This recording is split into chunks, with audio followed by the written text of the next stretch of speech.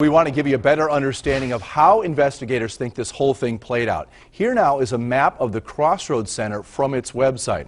Police chief says that Dahir Aden entered the southeast corner of the mall right here near the Sears store. He then started stabbing people as he went through the mall. We don't know the exact path that Aden took, but he ended up all the way on the other side of the mall here in the Macy's store, and that's where he was shot and killed by Officer Falconer. The mall is nearly 900,000 square feet, so it's a big structure, and Aden was able to get from one end to the other. The big question tonight is, why would anyone walk into the mall and stab random shoppers? Beth McDonough went searching for answers today and spoke with those close to Dahir Aden. She's live in St. Cloud tonight with what we know about Aden so far. Beth?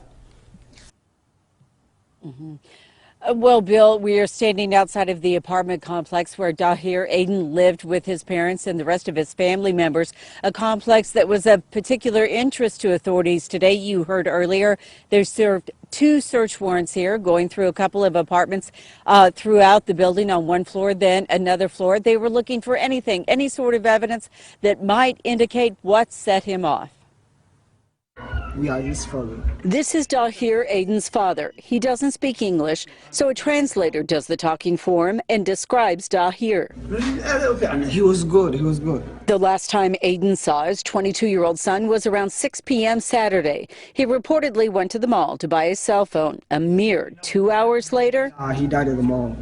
investigators confirm he was shot 3 times. Masla Muhammad is Dahir's friend and neighbor. What's your feeling today? How do you feel today knowing that?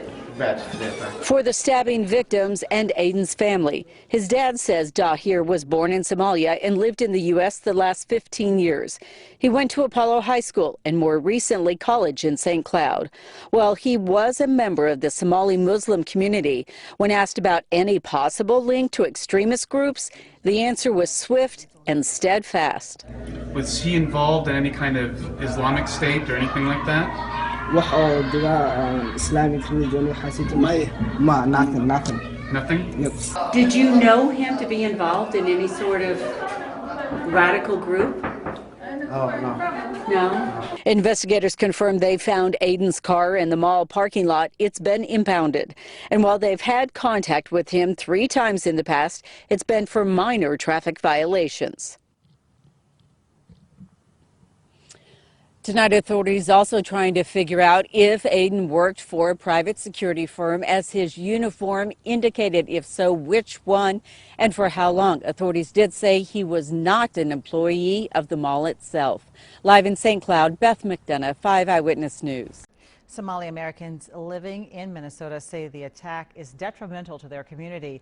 They held a news conference in St. Cloud this afternoon saying that they cannot confirm the incident was an act of terrorism and that any violence should not be tolerated. Kate Raditz continues our team coverage in St. Cloud, where Muslim leaders are worried the actions of one will be mistaken for all.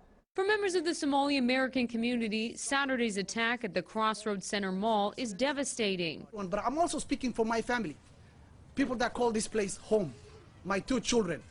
I want to say we are really not in agreement about what happened. There is no excuse for violence. Council on American Islamic Relations Director Jelani Hussein said the community is saddened for the victims' families. This is an act of an individual, and we want our community to realize this fact. Community members are also fearful of retaliation in a town they say has faced prevalent racism against Somali Americans. At a press conference, several speakers said ISIS has no part in their fate. We understand in St. Cloud there is more anti-Muslim organizing, and we hope that they do not use this incident as a way to continue to polarize, divide, and spread fear in our communities. While the community is in shock following the attack, they kept the focus on healing rather than violence. We cannot, at this time, take the hate, take over us. Let's unite as one Minnesota. The Crossroads Center Mall remains closed tonight, but is expected to reopen Monday morning. Leaders of the Somali American community say their thoughts and prayers are with the victims and their families. In St. Cloud, Kate Raditz, WCCO 4 News. Well, this afternoon, Governor Dayton released a statement saying, in part, I am appalled at the terrible attacks on innocent Minnesotans in St. Cloud last night. He said he is deeply grateful to Officer Falconer for responding to the attack. Governor Dayton is planning to visit St. Cloud tomorrow.